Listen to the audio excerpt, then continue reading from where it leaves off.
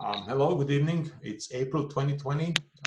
This is one in a series of videos, instructional videos about using Real Easy. Today, again, I have Dr. Han Yang. Hello. Han, say something. Okay, say. And Mr. Heshen Wang. Say something. Hello. Hi. Helping out with this. We are going to show an example today. And in order to do that, I will actually start sharing my screen. Share the whole desktop. And can you see this?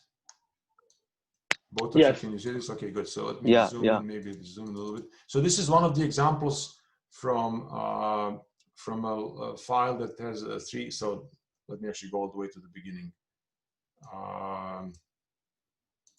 This is page 37, but these are all examples from a 3-day short course.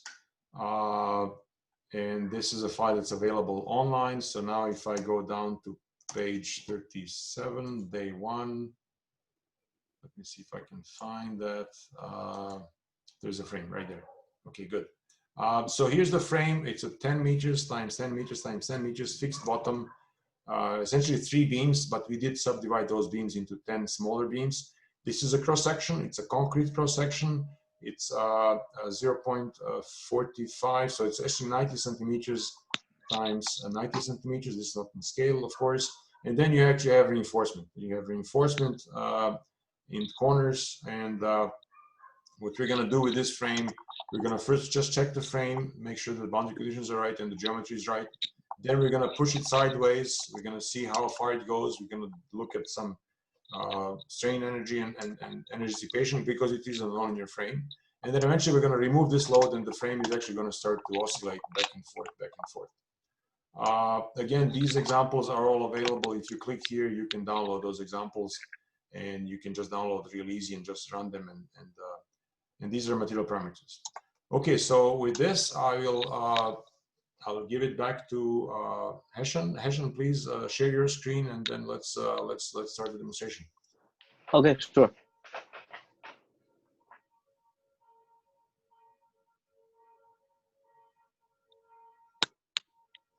Okay, so let's first look at the actual input file. So here's the input file. Remember, you have to always specify the model name. This one is called fiber beam. You add some material.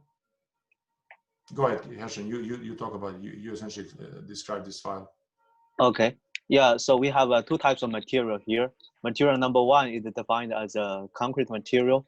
We have a bunch of parameters for this concrete material. You can see they have a compressive strength. You have the strain at the compressive strength and a bunch of other parameters. Yes. And for the material number 2, we have a steel material, which is a uniaxial steel model for the fiber of the material. Yeah, and also we have a bunch of parameters for the steel model. And then we go to the section of the node. We have defined a bunch of node. You need to define the node number and the location of the node and also the degree of freedom of the node. And so if I may jump in, so so each node has its own number. It doesn't have to start at 1. It can start at any number. It has to be a unique number. That's true. And then remember that you're supposed to put units, like here, all the units, there are different units. You're supposed to have units in here. And this particular set of nodes has 6 degrees of freedom because in general, this is a 3D beam element. So in general, 3D beam element, each node has a 6 degrees of freedom. Yes, go ahead. Yeah. So you define a bunch of this location of this node, and then you go to the cross-section section. So you need to define a cross-section of this beam. So that's the one that I showed in blue and green. And in this case, just to keep things clean, we define it in a separate file. And so we use this command called include. So can you open this file, rectangular section? Yes. So here you are defined basically all this content will be included to this main file. Yes. And here you can see we are adding fiber with the material we defined before to the different location of the cross section. And there's a bunch of fibers. In this case, we have 100 fibers, which each fiber are at a different location. here I can show you a plot of this how this fiber looks like. So here you can see for this blue one, this is a small concrete fiber, and for this green one, this is a rebar, which is That's a defined steel. using Yeah. the steel Steel. material. Yeah. Yes, steel. So you can see that we have 1, 2, 3, 4, 5, 6, 7, 8, 9, 10, and 10. So that's Yeah. the total of 100 fibers. Yes. Yeah, that's true. Yeah. So this is 100 fiber we are defining Okay. here. So go back to the main file. Yeah. And Okay. So then then you add after that, elements. Yes. yeah, we add element. So here we are using the beam column displacement fiber 3D element, which is already implemented in Real Easy. And with that you need to know what is a element ID. Yeah. Start you can also start from any number, and then the two node of this beam element, and also there's some bunch of Yes. property like So, integration point. Yeah. yes. And all those commands are fully defined in the lecture notes or in manuals. Yeah. This is an element that comes from a long time ago, from 25 years ago, from Phidias elements from Filippo from Berkeley. This was the first and only element in OpenSeas long time before OpenSeas was called OpenSeas. So we have this element from a long time ago. It's a good element, except that you have to remember this element is only working properly for pure bending. Anytime you have any shear, this is not the right element, but we can discuss that later. Okay, so go down. Yeah. Yeah. So here we are define the boundary condition, and you can see we are fixing the node 1 and node 31 all the degree of freedom. Essentially, visually, just like you can see here. So this is going to be our structure looks like. So this is node 1, node 31. So Yeah. essentially, we are fixing all the two bottom nodes. Yeah. Yes. And remember, we said that this is essentially, it looks like a 2D frame, but we define it in 3D. But since we're going to be applying loads in just this 2 dimensions in this one plane, we're still going to leave these out of plane degrees of freedom free to move, but they're not going to move because we're not going to apply any loads, and the system is perfectly symmetric. So there's no movement out of plane. So we only fix those 2 nodes at the bottom, fully fixed, and then everything else is free to move. Yeah, that's true. So go back to the input. Yeah. To the input file, and so then we have defined the damping parameter Rayleigh damping. Yeah. Yeah. So here I'm defined 2% of Rayleigh damping. I define the damping with Rayleigh damping, and then I add this Rayleigh damping to each of these elements, to 30 elements. Good. Yeah. Good. So you add them all. Okay. Yeah. So now that the model is defined, there's a very useful option inside that says check model. Before you do any runs, before you spend time running anything, it's a good idea to have this one section that says check model. This is one of the sort of loading stages. It's not really loading stage, but what this command is going to do, it's going to create output file for all the, and it's going to essentially, output file is going to have all the visualization of everything that was defined in previous section. And so, so when we run, you'll see that this command check model is going to create one output file, and that's always good to run. So the lower parts, the pushover, this loading stage pushover, and next loading stage, the free vibration, can even be commented out. It doesn't even have to exist because it's always important to first check the model. Now we're actually going to run all 3 of them at the same time. So we're going to first check model. It's going to spit out all the data. And then we're gonna, just continue with pushover, and then this pushover essentially is going to have a horizontal load up on top, as you've seen when I showed the model. It's a nonlinear system because we have a nonlinear beam, and we're going to run Newton method on this, and we're going to define a conversion set that's called the norm of unbalanced forces. Tolerance is going to be 1,000 newtons, and we're going to allow 20 iterations, and we're going to have we're going to show quite a bit of information about what's happening. And so I mean you can find these input files and explanations of what is the meaning of these of some of these commands, actually not some, but all of the commands in lecture notes and in manuals. Here we're going to essentially apply this in 10 steps, and each step is load control. It's going to be 0.1, so we're going to go to the full load of 2,000 kilonewtons horizontally. Static algorithm, no dynamics yet. And then the next loading stage is going to be free vibrations. What Hessian has applied up here, we're going to release that load and we're going to allow this frame to freely oscillate back and forth. Again, it's a nonlinear problem, so we're going to again check for 1,000 newtons or 1 kilonewton unbalance. We're going to do this now with a dynamic algorithm. And for dynamics, you have to define integration in time. This is going to be, in this case, Newmark. And we're not going to use any numerical damping. We're going to use gamma 0.5 and beta 0.25. And we're going to let this run for 500 steps with a step size of 0.01 seconds. So this is going to give us about 5 seconds of shaking. At the end, of course, you say bye. There are other commands you can use in different languages. There's one in Chinese, there's one in Serbian, there's one in German, and so on. But that's sort of hidden. That's somewhere in lecture notes. So you have to read all 2,800 pages of lecture notes to find out what those things are. So thank you, thanks, Hessian. So we'll get down to the terminal just to show what are the files. By the way, this by command at the end is very important because it actually makes sure that all the files are properly closed. You can run it without it, but it's not guaranteed that all the files are going to be closed. So this is really important to be polite and also to close to properly close all these files. So let's go back to terminal. Okay. So here's terminal. So show us what's inside this directory. This is directory where the input files are.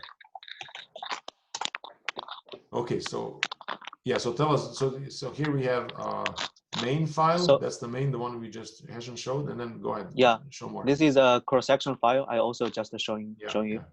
And this is the two PDF that we also sent before. So this is one is the cross-section, and the other one is the full frame. So now, in order to run easy, it has to be installed. You can download it. We're going to use sequential version. No need. This is a small example. So just run easy now, just to show them what's reported when you run just easy without anything. So here you see when you run easy, it gives you some useful information. It tells you what's the project and how what's it. It's a sequential processing mode. It gives you version name. We are very keen on keeping regular versions. This is really important to make sure that all the bugs are clean and so on. And versions are they last for a certain period of time and then they expire. So then you're required to use a new version. Those are available online. This is version 20.01, officially from January 2020, but this one is actually with some cleanup that came out a few days ago. This is tag. This is actually what the official tag of this release is, and this is going to help us if there are any problems or if somebody asks a question, we need to know what's the tag so we can see exactly what are the sources for that. Again, this is global release.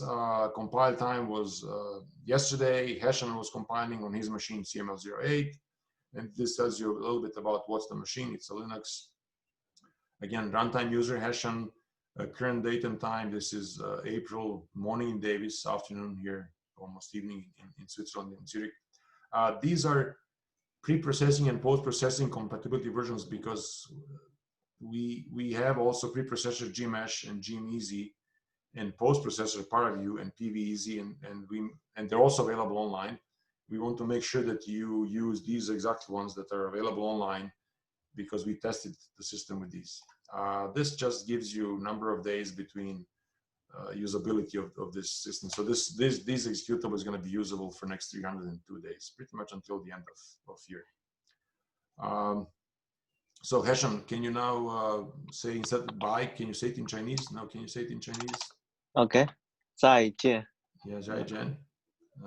This is to nicely close the system. See the system to understand that you speak Chinese. Good, very much. So show them do ls minus flag. Show them what's inside the. Show them what's inside. So here you see that we still have this main file and rectangle section, those two PDFs, but now we actually have easy log, and this log is created with exact timing. So 17/04/2020 at 10:10. That's when we run it about 3 minutes ago.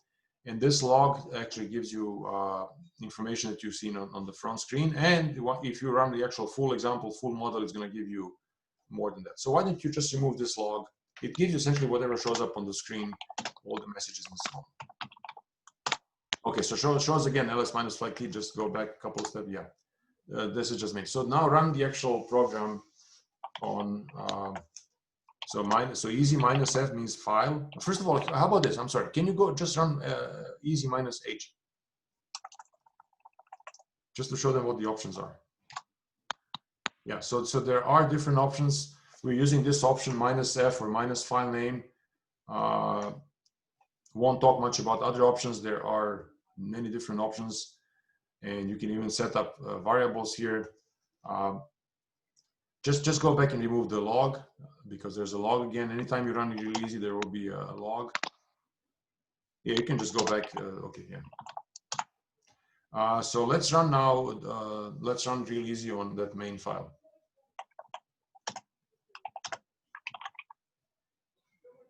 Yep, just running. It's going to take a little while. So it's running. Remember, there are essentially 3 phases. First phase is just check the model. Second phase is the static pushover and the stage of loading. And the third stage of loading is the free vibration, which is actually what's happening now. And you see that there are iterations because the system is nonlinear. So while it's oscillating back, the beams are yielding some fibers, some concrete and steel fibers are yielding. And the system reports, remember, we wanted verbatim, very verbatim what's going on. So the system is reporting all sorts of tolerances. So can you do ls minus flag t just to show us what's in there now? Yeah, so there's a main file. There are output files for each of the stages. The output files are created by combining the name of the model. Remember that first thing was fiber beam, and then it's going to put underscores and it's going to use stage name. That's why it's important to put some verbatim stage names. And then it's going to be H5 because we use HDF5 format, and then FEI, finite element interpreter output. And there will be 3 of those. We had 3 stages. Essentially, the first one was just check model, and then there was a pushover, and then there was this final FEI output. And there's also a log that's essentially going to have everything that was shown on the screen.